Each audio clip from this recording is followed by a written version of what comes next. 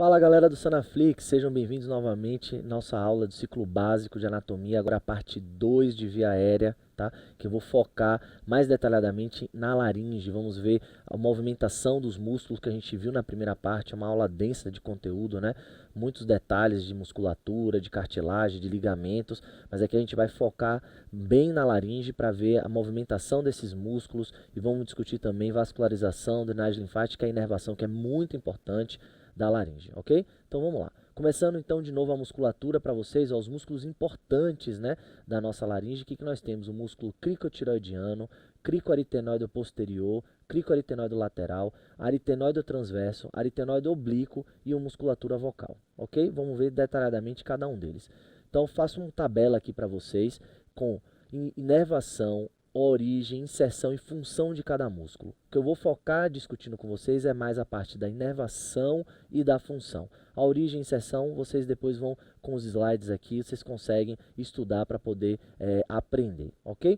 Então nós temos, né, a inervação, isso a gente vai ver mais no final da aula, da laringe, ela é feita através do nervo vago, que vai emitir tanto o nervo laríngeo superior quanto o nervo laríngeo inferior. Tá? O músculo cricotiroidiano, que vocês conseguem ver aqui, ele é o único que é inervado pelo nervo laríngeo superior. O restante da musculatura da laringe vai ser inervado pelo nervo laringeu inferior, que ele vem do nervo laringeu recorrente, ok? Lembrando que o músculo cricotiroidiano, né, ele tem uma parte reta, uma parte oblíqua, tá? E o nervo laríngeo superior, né, vai fazer a inervação da sua porção superficial e profunda, tá? Desses dois músculos. Tá bom? E aí o que esse músculo vai fazer? Ele vai esticar a corda vocal. Então ele vai participar da fonação, tá? Então, se o som ele é mais agudo ou mais grave, a corda vocal precisa estar mais esticada ou mais folgada, mais estreita, né? Mais encurtada, melhor dizendo. Daí esse músculo vai entrar em ação, ok? Muito bem. Músculo cricoaritenoide posterior. Tá? Vejam que agora ele já vai ter inervação do nervo laringeu recorrente, que vai formar, né, que vai emitir o nervo laringeu inferior. Tá? O que ele vai fazer? Ele vai abrir a rima da glote. Né? As pregas vocais elas podem estar unidas, fechadas, fechando a glote, ou elas podem estar afastadas, né? Na verdade o movimento é esse, podem estar afastadas e daí você vai ter a abertura da glote. Então, o músculo cricoaritenoide posterior é um dos músculos que vai fazer a abertura da glote, ok? Muito bem. Cricoaritenoide lateral, também, ó, novamente, nervo laringeu recorrente. O que ele vai fazer? Ele vai fechar a rima da glote. Então, ele vai participar justamente do fechamento, da aproximação da prega vocal, tá bom? E com isso, o fechamento da glote. Muito bem. Músculo aritenoide transverso, também inervação através do laringeu recorrente, vai fazer também o fechamento da rima da glote, tá bom? Músculo aritenoide oblíquo, novamente, inervado pelo laringeu recorrente, né, do vago, ele vai fazer o estreitamento da rima da glote, né? Ele vai participar não só do fechamento, mas também do encurtamento da prega. E o músculo vocal, tá? Que também é através do nervo laringeu recorrente, a sua inervação, né? O nervo laringeu inferior, e ele vai esticar a corda vocal. Tá? Então percebam que dependendo do movimento que a corda vocal faça, o ar quando passar vai vibrar a corda vocal e vai emitir um som mais agudo, mais grave. Isso óbvio que em coordenação com a faringe, né? O fechamento do anel velofaríngeo, lembra que eu mostrei isso na parte 1 de anatomia para vocês, junto com movimentação também da língua e dos lábios. Então percebam que o som, a fonação, ela participa de todo esse processo. Né? Não é simplesmente o ar passando e vibrando a corda vocal, tá bom? Começa ali, mas vai terminar até o lábio. Dependendo do movimento, você precisa abrir ou fechar mais a boca para poder também articular a fala, tá bom? Muito bem. Então vou mostrar agora aqui para vocês o detalhamento da musculatura e o movimento que ela vai fazer na cartilagem e o que ela vai causar em relação a fechamento, abertura da prega vocal ou então encurtamento e estiramento da prega do ligamento, né? No caso aí também da prega vocal. Então temos aqui os músculos cricotiroidianos, né? Lembrando que é o músculo cricotiroidiano, temos a porção reta e a porção oblíqua. Eles vão fazer o quê? O alongamento do ligamento vocal, né? O alongamento da prega vocal. Por que isso vai acontecer? Percebam que a cartilagem tireoidiana, que é essa aqui mais superior, está articulada com a cartilagem cricóide, tá? E aí o que acontece? Quando você tem a contração desses dois músculos, né, de cranial para inferior, né, para caudal, eles vão fazer uma rotação da cartilagem tireoidiana sobre a cartilagem cricóide. Com isso você vai ter um esticamento da prega vocal. Ok? Então perceba que esse movimento, ó, esse ponto vai sair daqui de cima, vai vir mais para baixo, e daí você consegue esticar o ligamento vocal e dessa forma também a prega vocal. Ok? Muito bem. Os músculos cricoaritenoides posteriores, certo? Vejam que eles estão aqui, ó. Eles vão fazer o quê? Eles vão fazer a abertura da prega vocal, vão fazer a abdução da prega vocal, do ligamento vocal, dessa forma a abertura da glote. Temos aqui a musculatura, o que? Cricoaritenoide lateral. Ela vai fazer justamente o movimento contrário. Vai contrair e vai fazer a aproximação da prega vocal, né? Aproximação dos ligamentos vocais, a adução, ou seja, o fechamento da glote. Juntamente com os músculos aritenoides transversos também vão fazer isso, né? Você vai fazer a adução do ligamento vocal, né? Vai aproximar a prega vocal. E os músculos vocais e os músculos tireoaritenoides, o que eles vão fazer? Eles vão fazer um encurtamento do ligamento vocal e dessa forma um encurtamento da prega vocal e isso vai participar da fonação. Então perceba que alguns músculos vão fazer o estiramento, né? Os cricotireoidianos vão esticar a prega vocal, já os músculos vocais e o tireoaritenoide eles vão encurtar a prega vocal. Com isso você consegue alterar, né, o tipo de vibração e dessa forma a fonação vai ser, né, o som que vai ser emitido vai ser diferente, tá bom? Então essa é a dinâmica de abertura e fechamento da glote e a dinâmica de estiramento e encurtamento da prega vocal. Muito bem. Essa aqui é uma visão, né, um desenho que a gente consegue ver por cima, tá, da laringe. Então a gente está vendo a supraglote e daqui a gente consegue ver a glote. E a gente observa a glote fechada, tá, e a glote aberta. Tá? Por quê? Você tem a aproximação das pregas vocais, que são essas duas estruturas aqui paralelas, ou então afastamento das duas pregas vocais, dessa forma abrindo a glote, permitindo que o ar passe em direção aos pulmões. Ou durante a fala, o ar voltando. Ok? A gente consegue observar também, ó, que temos mais anterior à base da língua, temos a epiglote, tá? Temos aqui a prega vestibular, que é essa porção mais lateral da glote, tá bom? Aqui a glote, né? A gente percebe que essa é a porção mais central da laringe, né? Temos a supraglote, glote e infraglote. E temos aqui as duas cartilagens, né? A cuneiforme e a corniculada. A corniculada repousa em cima da aritenoide e a cuneiforme repousa, né? Fica meio flutuante, mas está próximo da corniculada. E aqui as pregas arieto-epiglóticas, né? Fazendo a junção, né? Em direção da cartilagem aritenoide em direção à cartilagem epiglótica. Ok? Então aqui a gente tem uma visão da glote aberta e fechada, com movimentação das cordas vocais, tanto na respiração quanto na fonação.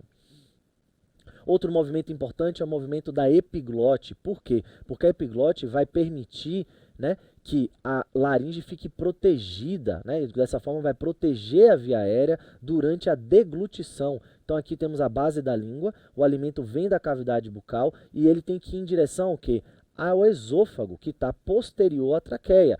Para ele não entrar, né, esse alimento não entrar e não ocorrer a broncoaspiração através da laringe, o que a gente vai precisar fazer? O que vai precisar ocorrer, na verdade, melhor dizendo, o fechamento da supraglote através, né, da posteriorização da cartilagem epiglótica.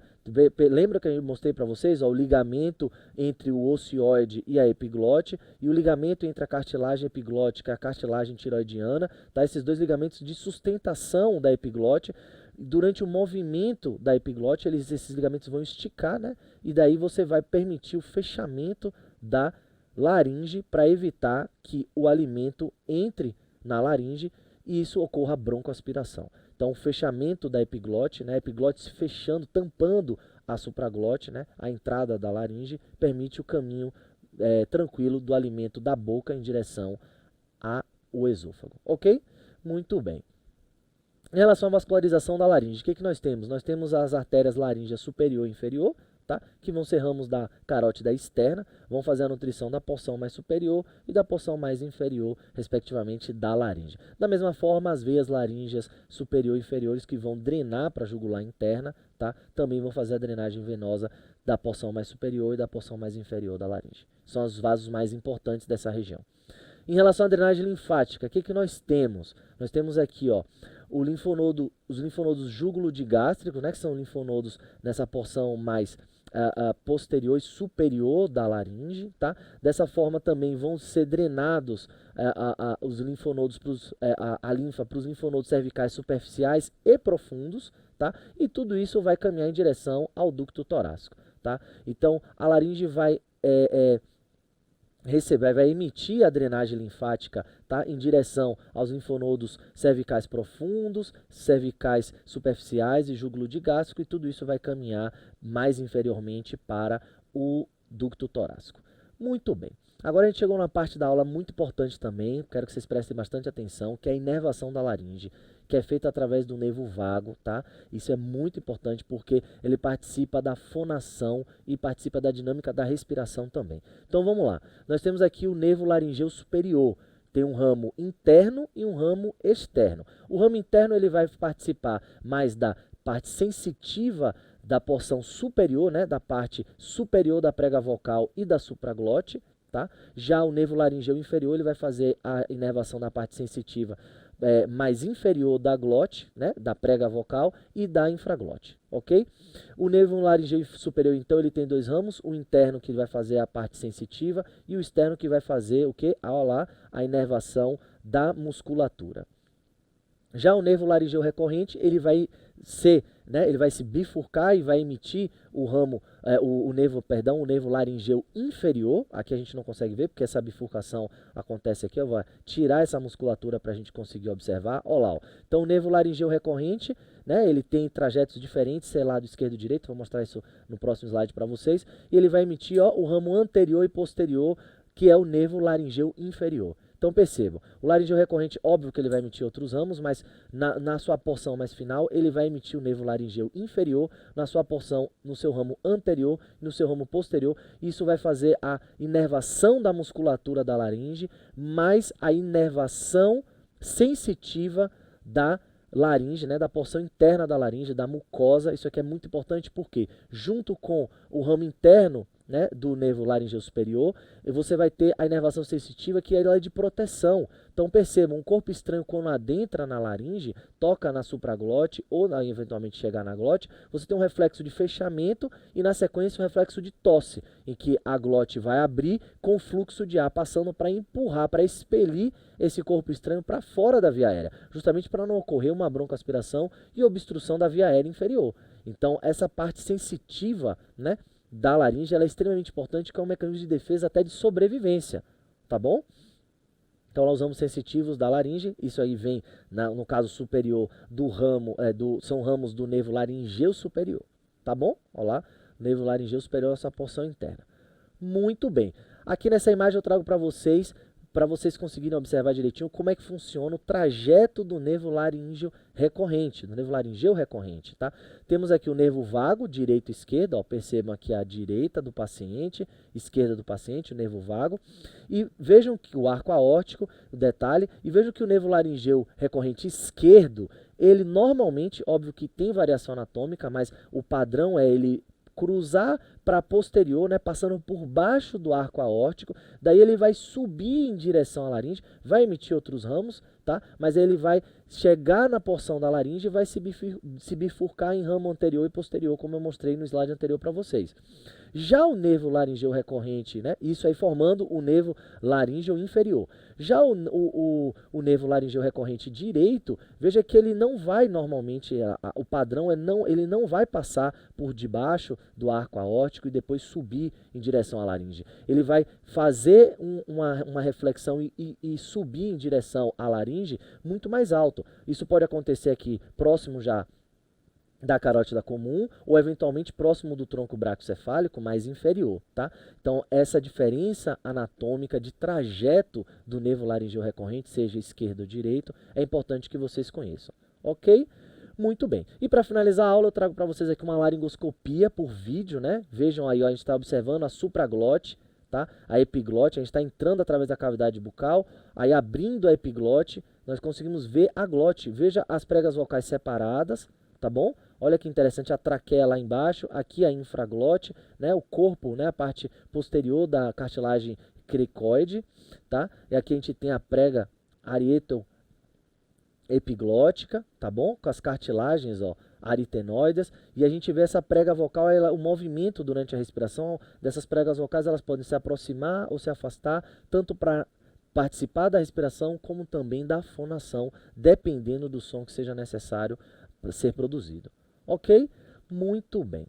Espero que vocês tenham gostado. Essa parte 1 e a parte 2 a gente focou na via aérea superior, tá? O restante da via aérea a gente vai discutir na parte 3 e 4, que vai incluir aí traqueia, brônquios e pulmão, tá bom? Grande abraço e até a próxima.